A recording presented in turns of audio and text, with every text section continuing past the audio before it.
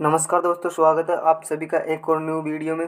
जैसा कि आप सभी को पता है कि रीट 2025 का अब कुछ ही टाइम बचा है। उसी की आपकी तैयारी को बेहतरीन बनाने के लिए हम लेकर आ रहे हैं आपके लिए एक और न्यू टेस्ट सीरीज। और इस टेस्ट सीरीज में आज की जो वीडियो है, इसमें आपको साइकोलॉजी से संबंधित सारे क्वेश्चन मिलेंगे जो प्रीवियस एग्जाम में आए हुए हैं।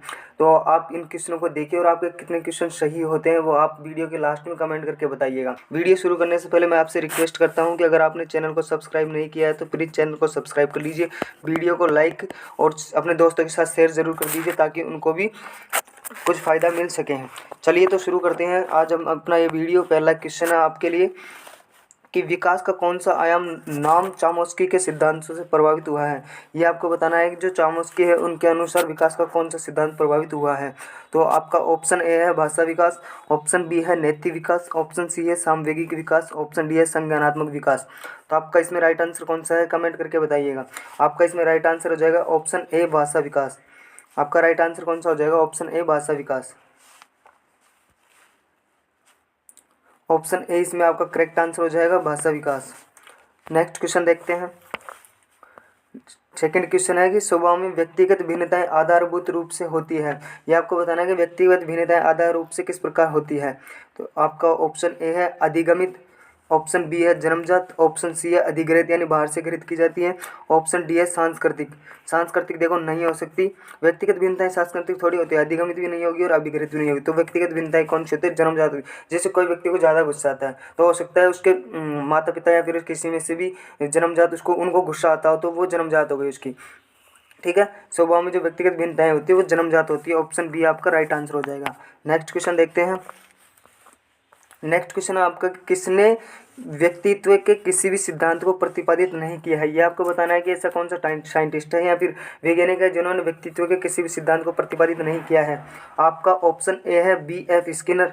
देखो बी.एफ. स्किनर है, इन्होंने अधिगम सिद्धांत दिया था। कौन सा दिया था, उद्दीपक अनुक्रिया का सिद्धांत बिल्ली पर प्रयोग किया था। ऑप्शन बी है सिगमंड फ्राइड, ऑप्शन डी है गॉर्डन अल्पोर्ट और ऑप्शन डी है आपका रेमंड केटल। देखो रेमंड केटल ने व्यक्तित्व का सिद्धांत दिया था, सिगमंड फ्राइड ने।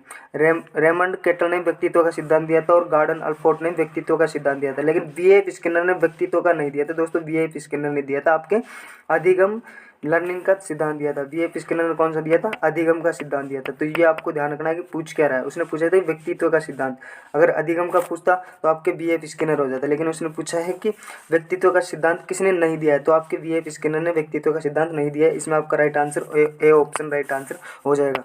नेक्स्ट क्वेश्चन देखते हैं।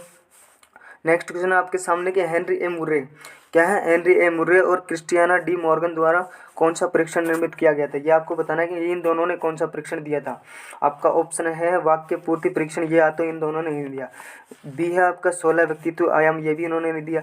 सी है आपका कथनांक प्रत्यक्षण परीक्षण और डी है आपका चित्रकुंठा परीक्षण।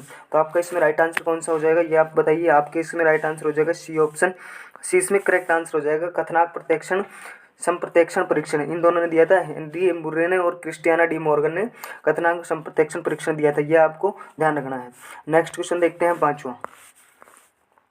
पांचवा क्वेश्चन आपका कि एक बालक की बुद्धि से कौन सा कारक संबंधित नहीं है। ये आपको बताना है कि एक जो बालक होता है उसकी बुद्धि से कौन सा कारक संबंधित नहीं है। देखो पोषण है अच्छा मिलेगा तो बुद्धि उसमें अच्छी होगी, जो अच्छा खाएगा वो स्वस्थ रहेगा तो अच्छी बुद्धि उसमें विकसित होगी। तो ये तो संबंधित होता है। स्वास्थ्य तो बहुत डिपेंड करता है बुद्धि के लिए।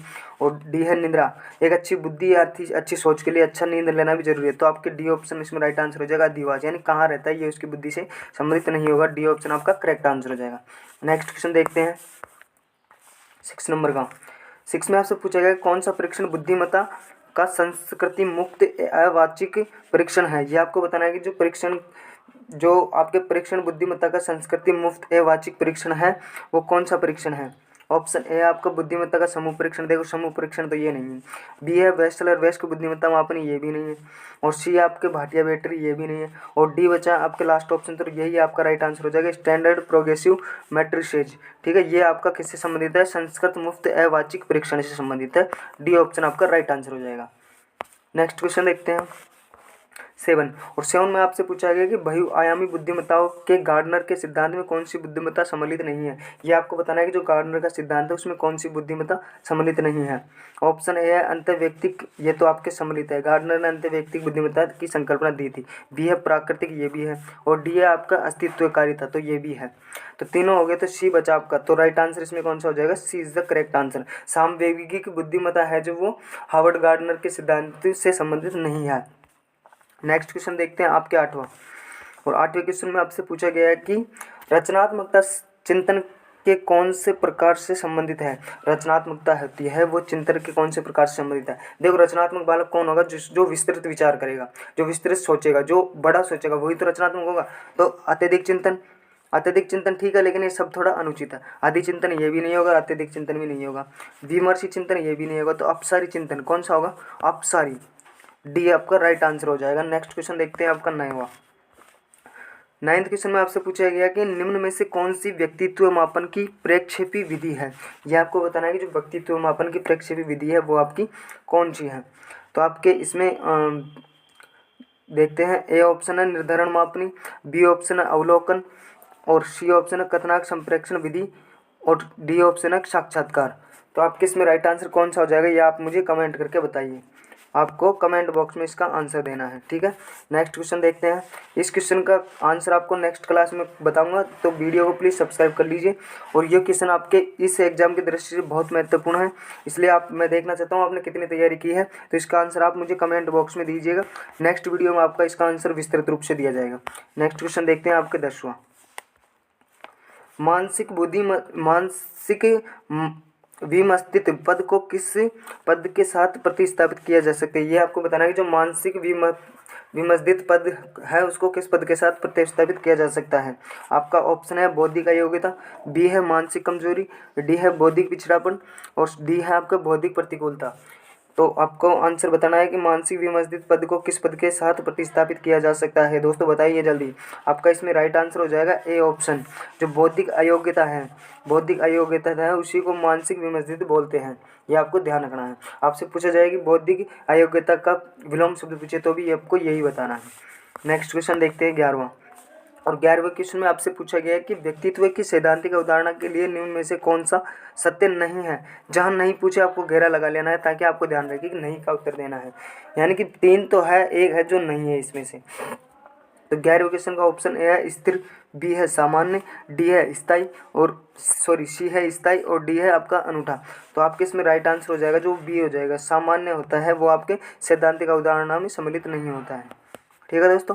सामान्य होता है वो नहीं होता है। नेक्स्ट क्वेश्चन देखते हैं। 12वां क्वेश्चन है कि पढ़ने से संबंधित अधिगम अक्षमता को कहा जाता है। ये आपको बताना है कि जो पठन विकार होते हैं, आपको पता है पठन विकार बहुत सारे होते हैं, तो उनमें से पढ़ने से संबंधित जो विकार होता है वो कौन सा होता है।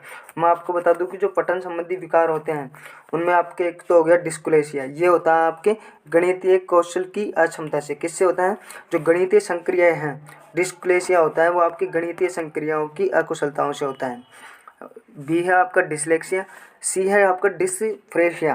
तो डिस्प्रेशिया होता है वो आपको किससे होता है, लेखन और जो चित्रांकन मुख्य तो किससे आता है, चित्र बनाने से संबंधित होता है, जिसको डिस्प्रेशिया कहते हैं। और डी है आपका डिस्थाइमिया। डिस्थाइमिया जो होता है आपका लगातार अवसाद करते हैं, यानी चिंता की अवस्था या फिर जो होता है कि प्रेशर की अवस्था या फिर डिप्रेशन की अवस्था बोल सकते हैं, उसको बोलते हैं डिस्थाइमिया। तो आपके पढ़ने से संबंधित विकार कौन सा हो गया, डिसलेक्सिया। कौन सा हो गया, डिसलेक्सिया। बी ऑप्शन आपका राइट आंसर हो जाएगा इसमें। और आपको एक और ध्यान रखना है कि जो डिस्ग्राफिया होता है दोस्तों, ये भी ध्यान रखना है आपको, डिस्ग्राफिया होता है वो आपका लिखने से संबंधित होता है। जिसको लिखने में दिक्कत आती है उसमें कौन सा विकार पाया जाता है, डिस्ग्राफिया। चलिए नेक्स्ट क्वेश्चन देखते हैं। नेक्स्ट क्वेश्चन है आपका कि न्यूनतम आधारभूत सुविधाओं से वंचित बालकों को निम्न में से वर्गीकृत किया जाता है। यानी जो न्यूनतम आधारभूत सुविधाओं से वंचित बालक हैं उनको किस श्रेणी में रखा जाता है, ये आपको बताना है। तो आपका ऑप्शन है अपराधी बालक। देखो, जो सुविधाओं से बिछड़े हुए हैं उनको अपराधी श्रेणी में नहीं रखा जाता। विशिष्ट बालकों को भी अपराधी श्रेणी में नहीं रखा जाता है। प्रतिकूल परिस्थितिग्रस्त बालक, क्या है कि उनकी परिस्थितियाँ उनके अनुकूल नहीं है, प्रतिकूल परिस्थितिग्रस्त बालक है। तो आपका सी ऑप्शन इसमें करेक्ट आंसर हो जाएगा। C option correct answer. Next question देखते हैं। नेक्स्ट क्वेश्चन आपसे पूछा गया है 13वें में कि निम्न में से कौन सा कुसमायोजन का व्यवहारात्मक लक्षण है। जो आपका कोश समायोजन होता है उसमें व्यवहारात्मक लक्षण कौन सा है? ऑप्शन ए है आपका आक्रामकता, बी है चिंता, सी है असुरक्षा और डी है उदासीनता। तो आपको इसमें बताना है कि जो कोश समायोजन है उसमें व्यवहारात्मक लक्षण कौन सा है। देखो, चिंता हो गई वो उसके खुद का है, असुरक्षा हो गई भारी हो गया, उदासीनता भारी हो गई, चिंता भी भारी भारी तत्वों के कारण चिंता होती है। लेकिन जो आक्रामकता होती है वो कोश समायोजन खुद की व्यवहारात्मक लक्षण होता है, आक्रामकता। तो आपका इसमें राइट आंसर क्या हो जाएगा? ए ऑप्शन इसका राइट आंसर हो जाएगा, आक्रामकता। A option is the correct answer. Next question देखते हैं, थोड़ा बड़ा है, इसको एडजस्ट कर लेते हैं। नेक्स्ट क्वेश्चन में आपसे पूछा गया है कि विशेष आवश्यकता वाले बालकों के साथ कौन सी विधि प्रत्यक्ष रूप से संबंधित नहीं है। ये आपको नहीं के लिए पूछा गया। तो आपको बताना है कि जो विशिष्ट बालक होते हैं उनसे कौन सी विधि प्रत्यक्ष रूप से संबंधित नहीं है पूछा गया है। तो आपको बताना है कौन सा है। इसमें ऑप्शन ए है आपका पाठ्यक्रम का विभिन्नीकरण। देखो ये तो होता है, ठीक है, पाठ्यक्रम का विभिन्नीकरण होता है। बी ऑप्शन आपका खेलकूद व अतिरिक्त पाठ्यक्रम गतिविधियों का विकास। सी है आपका विभिन्न शिक्षण विधियाँ और डी है आपका विभिन्न गतिविधियों के लिए प्रेक्षण विधियाँ। तो आपको बताना है कि जो विशेष आवश्यकता वाले बालकों के साथ कौन सी विधि प्रत्यक्ष रूप से संबंधित नहीं है। तो आपके इसमें राइट आंसर हो जाएगा B option. B option correct answer हो जाएगा। नेक्स्ट क्वेश्चन देखते हैं। नेक्स्ट क्वेश्चन में आपसे पूछा गया है 15वां क्वेश्चन, इवोन को पावलोव का जो अनुक्रिया अनुबंधित अनुकूलित अनुबंधित सिद्धांत है वो प्रतिपादित शास्त्रीय अनुबंधन सिद्धांत, इसको ही शास्त्रीय अनुबंधन सिद्धांत और अनुकूलित अनुक्रिया सिद्धांत भी बोलते हैं, अधिगम को निम्न के द्वारा समझाता है। ये बता रहा है कि जो शास्त्रीय अनुबंधन सिद्धांत है वो अधिगम को किसके द्वारा समझाना ज़्यादा उचित समझता है। देखो, जो पुनर्बलन हो गया वो आपका थॉर्नडाइक का हो जाएगा, ठीक है। थॉर्नडाइक कहते हैं कि पुनर्बलन से सिखाना चाहिए। बी ऑप्शन आपका करेक्ट आंसर हो जाएगा। इवोन पावलोव है वो कहते हैं कि बच्चों को साहचर्य के साथ सिखाना चाहिए। बी ऑप्शन आपका राइट आंसर हो जाएगा। नेक्स्ट क्वेश्चन देखते हैं 16वें में दोस्तों आपसे पूछा गया है कि निम्न में से कौन सी बालकों के लिए अधिगम की प्रक्रिया नहीं है। ये जो अधिगम की प्रक्रिया है वो बालकों के लिए नहीं है, कौन सी नहीं है ये आपको बताना है, नहीं बताना है। 16 में आपका ऑप्शन है प्रतिबिंबन, बी है तर्क, सी है आपका परिपक्वता और डी है कल्पना। देखो, जो अधिगम की प्रक्रियाएं हैं उनमें प्रतिबिंबन प्रक्रिया होती है, बिल्कुल तर्क भी होता है। जो आपकी परिपक्वता है ये एक प्रकार से आपकी अवस्था है, ना कि अधिगम की स्थिति है या फिर अधिगम की प्रक्रिया है। या परिपक्वता अधिगम की प्रक्रिया नहीं है, ये आपकी क्या है, अवस्था है। डी है कल्पना, कल्पना भी अधिगम की प्रक्रिया होती है। तो आपका सी ऑप्शन इसमें आपका राइट आंसर हो जाएगा, सी ऑप्शन। नेक्स्ट क्वेश्चन देखते हैं। नेक्स्ट क्वेश्चन है 17वां, अधिगम में पुरस्कार व दंड की अवधारणा किसके द्वारा प्रस्तावित की गई थी, ये आपको बताना है। जो आपके अधिगम है वो दंड और पुरस्कार की अवधारणा किसके द्वारा प्रस्तुत की गई थी, ये आपको बताना है। और वीडियो में आपको मैं एक बार पुनः आपसे रिक्वेस्ट करता हूं, अगर आपने अभी भी चैनल को सब्सक्राइब नहीं किया तो प्लीज़ सब्सक्राइब कीजिए। मुझे आपकी सपोर्ट की ज़रूरत है, आपको हमारे सपोर्ट की ज़रूरत पड़ेगी। तो आपकी तैयारी को बेहतर बनाने के लिए हम इतनी मेहनत कर रहे हैं। प्लीज़ आप हमें सब्सक्राइब कीजिए, लाइक कीजिए, इससे हमारा मनोबल बढ़ता है और हम आपके लिए और भी अच्छा कंटेंट लेकर आने की कोशिश करते हैं। 17वां क्वेश्चन है आपका, उसमें ऑप्शन ए है आपका E.L. थॉर्नडाइक। जो आपको पुरस्कार और दंड की अवधारणा किसने दी थी, उसमें आपका ऑप्शन ए है थॉर्नडाइक ने, बी है कॉलर और कॉफ ने और सी है B.F. स्किनर ने और डी है अल्बर्ट बांडुरा ने। तो आपका इसमें राइट आंसर कौन सा हो जाएगा, सी ऑप्शन इसमें करेक्ट आंसर हो जाएगा, B.F. स्किनर ने। सी ऑप्शन इसमें राइट आंसर हो जाएगा। जो दंड और पुरस्कार की अवधारणा है वो B.F. स्किनर द्वारा दी गई थी। नेक्स्ट क्वेश्चन देखते हैं 18वें क्वेश्चन में आपसे पूछा गया कि अधिगम की अवधारणा के लिए कौन सा कथन सत्य नहीं है। जो नहीं हो उस पर आपको घेरा लगाना है। आपसे 18वें में पूछा गया है कि निम्न में से कौन सा अधिगम अवधारणा के लिए कौन सा कथन सत्य नहीं है। ऑप्शन ए है अधिगम व्यवहार में परिवर्तन। बिल्कुल, अधिगम क्या है, व्यवहार में एक परिवर्तन होता है और स्थायी परिवर्तन होता है, ये भी आपको पता रखना है। और बी है आपका अपेक्षाकृत रूप से स्थायी अंतर परिलक्षित। बिल्कुल, अपेक्षाकृत रूप से स्थायी अंतर परिलक्षित होते हैं अधिगम में। सी है आपका अधिगम अभ्यास द्वारा प्रभावित होती है। बिल्कुल, अधिगम अभ्यास द्वारा प्रभावित होती है। अधिगम की परिभाषा क्या है, आपको पता होगी अधिगम की परिभाषा क्या है। जो अभ्यास, प्रयत्न, प्रशिक्षण से व्यवहार में स्थायी परिवर्तन, वो क्या कहलाता है, आपका अधिगम कहलाता है। सी भी होगा। तो डी है अधिगम एक जन्मजात प्रक्रिया। बिल्कुल नहीं दोस्तों, अधिगम एक जन्मजात प्रक्रिया नहीं होकर क्या कौन सी प्रक्रिया है, आपकी अधिगम अर्जित प्रक्रिया है, जन्मजात न होकर अर्जित प्रक्रिया। डी ऑप्शन आपका इसमें राइट आंसर हो जाएगा। नेक्स्ट क्वेश्चन देखते हैं 19वें क्वेश्चन में आपसे पूछा गया है कि शिक्षा में अवधारणा मानचित्रण किसके द्वारा सुझावित किया गया था। यह आपको बताना है कि शिक्षा की जो अवधारणा उसमें मानचित्रण किसके द्वारा बताया गया था। ऑप्शन ए आपका कार्ल जुंग, बिल्कुल नहीं, इसके द्वारा नहीं बताया गया था। बी आपका मार्टिन ई सेलिग्मैन, इसके द्वारा भी नहीं बताया गया था चित्रण का। तो सी है आपका नाइम चामोस्की, इसके द्वारा भी नहीं बताया गया था। डी है आपका जोसेफ डी नोवेक। तो आपका राइट आंसर इसमें क्या हो जाएगा, डी हो जाएगा। जोसेफ डी नोवेक ने शिक्षा में उदाहरण मानचित्रण किस इसके द्वारा ही बताया गया था। नेक्स्ट क्वेश्चन देखते हैं 20 में आपसे पूछा गया है कि शिक्षण का कौन सा प्रकार है। यह आपको बताना है कि शिक्षण का कौन सा प्रकार शिक्षण के उद्देश्य पर आधारित नहीं है। यह आपको बताना है कि उद्देश्य पर आधारित शिक्षण का कौन सा प्रकार नहीं है। ऑप्शन ए है आपका संज्ञानात्मक शिक्षण, ऑप्शन बी है आपका वर्णनात्मक शिक्षण, ऑप्शन डी सी है आपका भावनात्मक शिक्षण और ऑप्शन डी है मनोगत्यात्मक शिक्षण। ये आपको बताना है कि जो शिक्षण का कौन सा ऐसा प्रकार है जो शिक्षण के उद्देश्यों पर आधारित नहीं है। जो नहीं पूछा जाए उसके ऊपर विशेष ध्यान रखना है आपको। ऑप्शन संज्ञानात्मक शिक्षण होता है, बिल्कुल होता है। ऑप्शन सी है आपका भावनात्मक, ये भी होता है।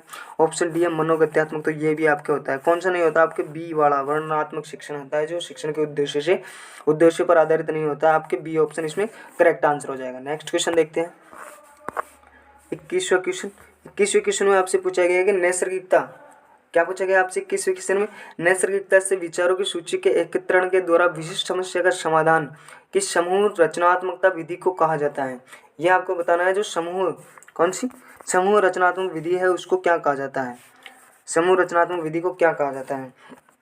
ऑप्शन ए है इसमें आपको मस्तिष्क विप्लव युक्ति, बी है स्वामित्व अधिगम युक्ति, सी है समस्या समाधान युक्ति, डी है अन्वेषण युक्ति। तो आपके इसमें राइट आंसर कौन सा हो जाएगा, ए ऑप्शन इसमें आपका करेक्ट आंसर हो जाएगा। ठीक है दोस्तों, ए ऑप्शन इसमें आपका राइट आंसर हो जाएगा, is the correct answer. Next question देखते हैं।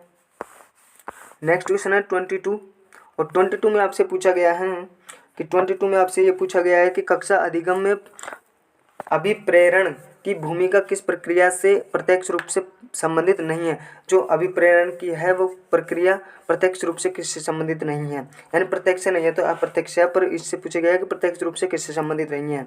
तो आपके यह ऑप्शन है इसमें प्रगति एवं परिणाम का ज्ञान, बिल्कुल इससे प्रत्यक्ष रूप से संबंधित होती है।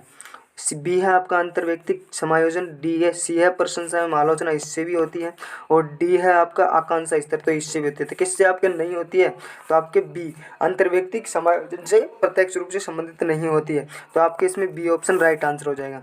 नेक्स्ट क्वेश्चन देखते हैं 23 और 23 में आपसे पूछा गया है और बहुत ही ये क्वेश्चन आपको बता दूं कि जो राष्ट्रीय पाठ्यचर्या रूपरेखा है, यानी कि जो NCF 2005 है, नेशनल करिकुलम फ्रेमवर्क, राष्ट्रीय पाठ्यचर्या रूपरेखा 2005 है, उसका मुख्य उद्देश्य मुख्य दर्शन क्या है ये आपको बताना है। और ये क्वेश्चन मेरे को लगता है इस बार एग्जाम में बिल्कुल आएगा, 100% आएगा, क्योंकि पिछली बार भी आया था और उससे पिछली बार भी आया था, तो मेरे को लगता है इस बार भी आने के चांसेस इसके ज़्यादा हैं। तो 23 में ऑप्शन ए है आपका व्यावसायिक कुशलताएँ सीखना, बी आपका बिना बोझ की शिक्षा, सी है सह शैक्षणिक गतिविधियों को सीखना, और डी है आपका सतत एवं व्यापक मूल्यांकन। देखो ये तो शब्द होते हैं, लेकिन मुख्यतः किस पे है, मुख्यतः किस पे जोर दिया गया है, ये आपसे पूछिए कि मुख्यतः किस पे जोर दिया जाएगा, तो वो आपके हैं बी वाला, बिना बोझ के सीखना, यानी कि बैग नहीं लाना है, बैग का जो बोझ है वो बच्चों का कम करना है। बी ऑप्शन इसमें आपका राइट आंसर हो जाएगा। नेक्स्ट क्वेश्चन देखते हैं 24 और 24 में आपसे पूछा गया है कि जो शिक्षा का अधिकार अधिनियम 2009 है के लिए कौन सा कथन सत्य नहीं, जो RTE 2009 है दोस्तों, RTE 2009, उसके लिए कौन सा कथन सत्य नहीं है ये आपको बताना है। तो आपके इसमें ऑप्शन है 6 से 14 वर्ष प्रत्येक बालक के लिए निःशुल्क एवं अनिवार्य शिक्षा। देखिए RTE 2009 में आपने पढ़ाई है, तो बहुत ही चीज़ें है कि 6 से 14 वर्ष के बालकों को निःशुल्क एवं अनिवार्य शिक्षा प्रदान की जाएगी, तो ये तो आपके होता है। ठीक है, इधर लगा देता हूँ, ये तो आपके होता है। बी आपके विद्यालय प्रबंधन समिति का प्रावधान, बिल्कुल ये भी होता है। जो आपका SMC होती है उनका गठन वगैरह ये भी होता है। सी है आपके प्राथमिक शिक्षा के लिए राष्ट्रीय आयोग का गठन, बिल्कुल राष्ट्रीय आयोग का गठन होता है प्राथमिक शिक्षा के लिए, तो ये भी आपके होता है। और डी में आपसे पूछा गया कि अध्यापक के लिए न्यूनतम प्रति सप्ताह न्यूनतम 60 घंटों का कार्यकाल, बिल्कुल ये आपके गलत हो जाएगा। कौन सा नहीं है, नहीं पूछा गया है तो आपके 60 घंटों का कार्यकाल नहीं होगा। अध्यापक के लिए प्रति सप्ताह न्यूनतम कितने घंटा, 45 आवर। कितने घंटा होता है दोस्तों, 45 आवर है जो वो कार्य होता है। ठीक है, आवर पूछे तो 45 घंटा प्रति सप्ताह, और अगर साल में दिन पूछे तो कम से कम 200 ईयर प्राथमिक स्तर के लिए।